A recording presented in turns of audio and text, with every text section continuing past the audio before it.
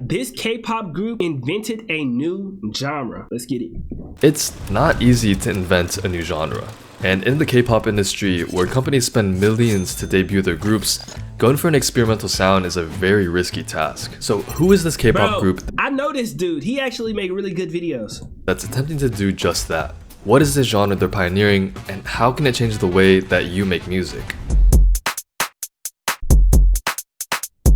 This is a weird combination. Hey Vivi, chill out. We don't need none of that. Of a two-step hi-hat pattern with a Brazilian funk kick and clap pattern. It doesn't sound great, because Brazilian funk is an extremely bouncy genre of music that emphasizes the offbeat. But because of the two-step hi-hat pattern, the rhythm becomes a bit muddy. What would sound better is something like this. You see how much the bounce changes? Wait, what are we even talking about right now? This is the first part of Oh Oh, the debut song by NMIXX, JYP's. I'm not gonna lie, when it comes to production, musically, NMIXX might be one of the coldest in the industry. I'm not gonna count. Like, they always intrigue me with the sound. Even if I don't particularly like the song, I feel like the production is always there. This is the first part of Oh Oh, the debut song by NMIXX, JYP's new girl group who debuted in 2022. Note how I said first part.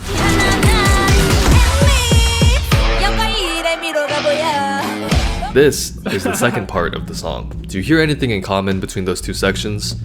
Well, we shouldn't, because there isn't anything. Here was NMIXX's next major comeback later in 2022.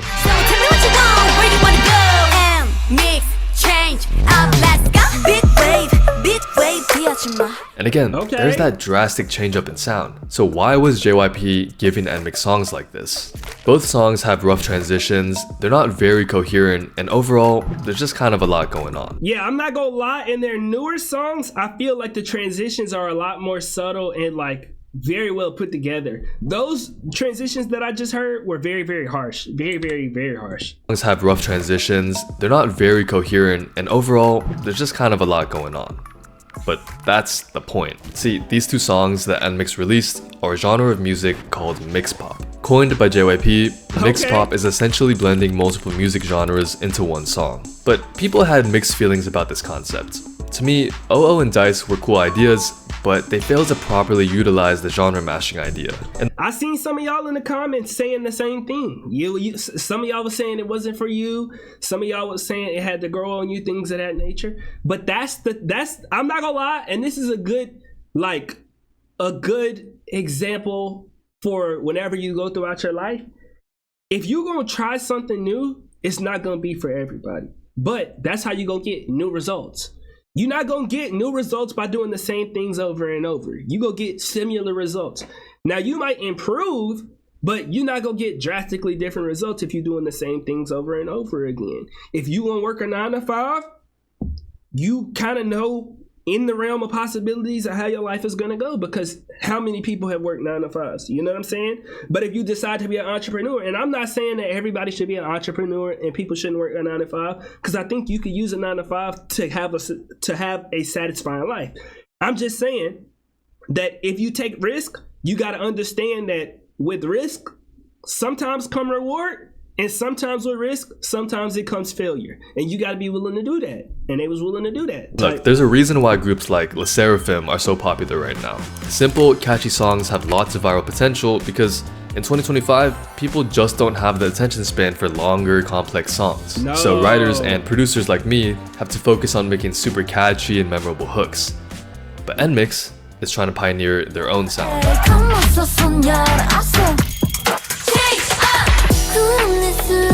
Soñar combined Latin grooves with a UK garage switch up. Again, cool idea, but not the greatest execution. For many people, the mix pop concept still just wasn't hitting the mark. But then, we entered 2024. I'm not gonna lie, when I heard this, bro, this damn near changed my life. This bit was a banger. We entered 2024.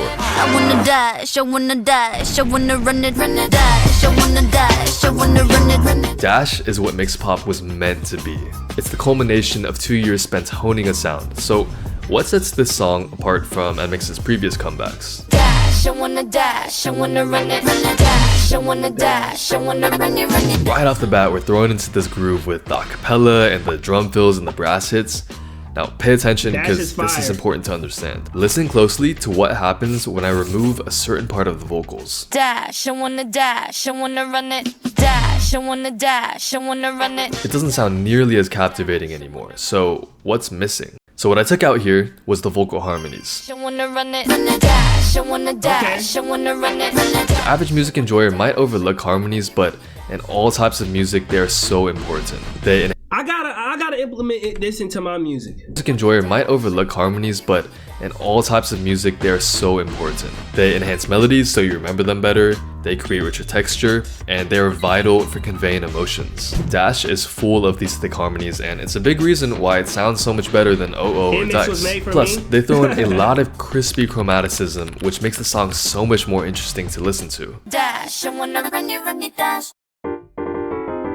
That's but fire. Of course, harmonies and chromaticism don't. Bro, I'm not gonna lie, whenever you hear something like that and you think of that, like, that's not something that you hear every day. And I think that's what, like, makes it so enjoyable, because whenever you discover something that you don't necessarily hear all of the time, but it feels right, it feels good, that's whenever you like, this is what I've been missing in my life. Like, you know what I'm saying? Crispy chromaticism, which makes the song so much more interesting to listen to. Dash, I wanna run it, dash. But of course, harmonies and chromaticism don't make or break a song. Another big reason why Dash sounds so great is because of the switch up. Listen to how the songwriters and producers make this transition.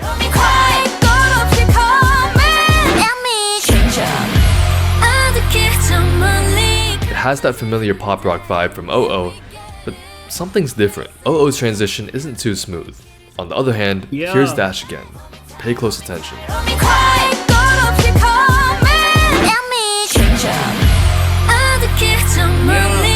Do you hear it? They keep the rhythm. The tempo is the same. By keeping the BPM the same, the change-up is much less jarring. And the cherry on top is the transition back into the hook. I just wanna continue my pace. So you can see, by slowly adding more percussion, I remember reacting to this. you can tell you're going back into the hook instead of it being a really sudden switch. And another thing that they do is they switch up the music video so drastically. I noticed that. That's like another thing that like threw me off guard, and it was cool. This transition. It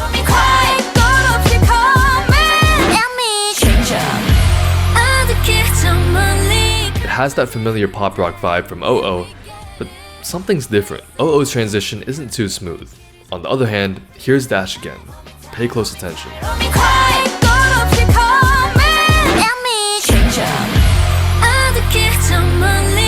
Do you hear it?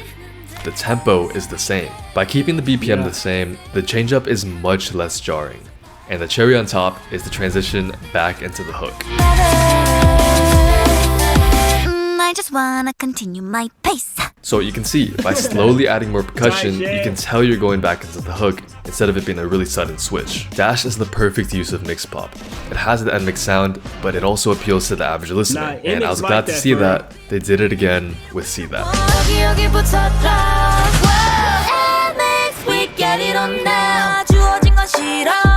Again, we get a refreshing switch up, but the tempo stays the same to ease us into it. Now, we need to... And touching on the topic that I talked about earlier, like, we left off talking about how whenever you take a risk, there's a chance that you get a reward, but there's also a chance that you take a loss. But the good thing about taking risk is, whenever you take a risk and you take a loss, you can learn from that loss and you can calculate based off of how badly you lost on what you can improve on. For example, you decide that you want to start selling stuff online. You know what I'm saying? Even though it's going to take a little bit more time and effort in your free time, you take that risk. And the first time you sell something, you only sell one or two things. You know what I'm saying? But you realize that you didn't really go all in and do your marketing. So you market and then you sell twice as much as you did before.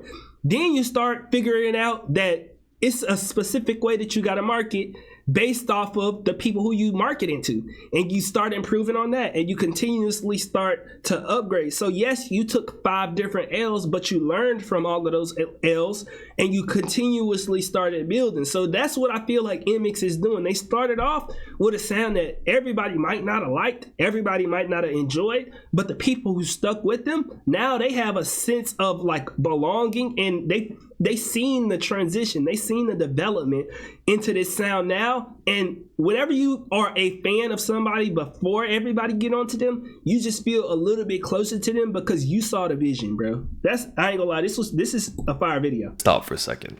Those of you familiar with K-pop might be scratching your heads right now, because NMIXX's genre matching idea has been done before with aespa. In fact, one of the biggest criticisms of NMIXX is that they copied aespa. The whole practice of using a drastic switch up was done first by them. So JYP was definitely inspired to an extent, and I think it's important to acknowledge that.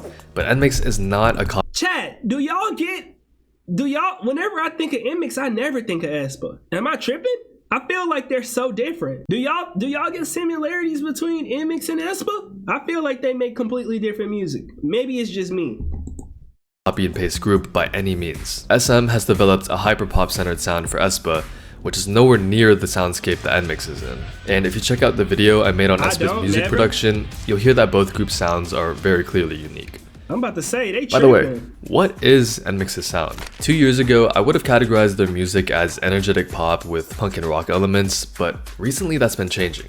Check this out. In late 2024, NMIXX released this Tiny Desk concert with 100% live raw vocals. Performances like this are rare. Bro, I'm not gonna lie, Tiny Desk, NMIXX, if y'all haven't seen that, I think I uploaded it on Patreon. This was so fire, bro. It showed me how talented they were, bro. Like, just raw talent, not necessarily, like, obviously you could, like, have great production and sound good, but when you raw talented and you got great production, oh my God, bro. No, never, nah. NMIXX sounds nothing like aespa to me. They was talking, I don't know who said that, but they talking straight bullshit, nigga. Oh! They talking crazy, bro. Whenever I hear aespa, I do get like an electric, like pop type vibe. You know what I'm saying? When I hear them, it's definitely more, it's like, I feel more pop, like pop girly type vibe. Not necessarily that rock high energy. Concert with 100% live raw vocals. Performances like this are rare in the K-pop industry. We already knew their vocal abilities were next level, but this is just ridiculous. Hold on, are you listening to the band's instrumentation? Doesn't it remind you of the two songs we were just listening to? Dash and See That were hints for NMIXX's future sound, and I believe that jazzy funk and R&B sound mixed with hip-hop is where NMIXX is headed.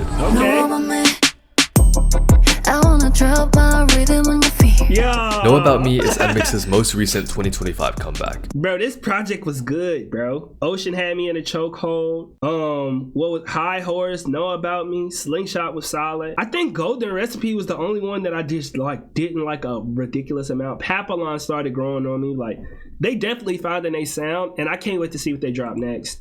It's a huge sonic shift from their early releases. From their loud, chaotic sounds to a smooth, intricate vibe, it's a great blend of trap, R&B, and a little bit of EDM spice, and most of all, it's... Thank you for coming through, Saturn. I appreciate you. Good night. Everybody say good night to Saturn. Easy for the general listener to enjoy. So let me show you how to make a song inspired by their new comeback. Okay. I love the R&B elements of Know About Me, so I wanted to create a similar vibe using this piano layered with a smooth pad.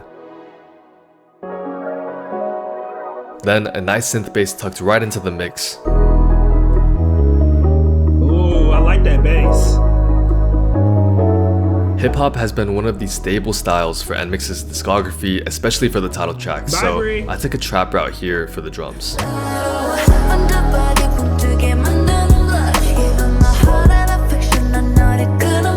Now, even though Know About Me didn't have a switch up, I doubt NMIXX is gonna leave their mixed pop roots. I mean, mix is literally in their name.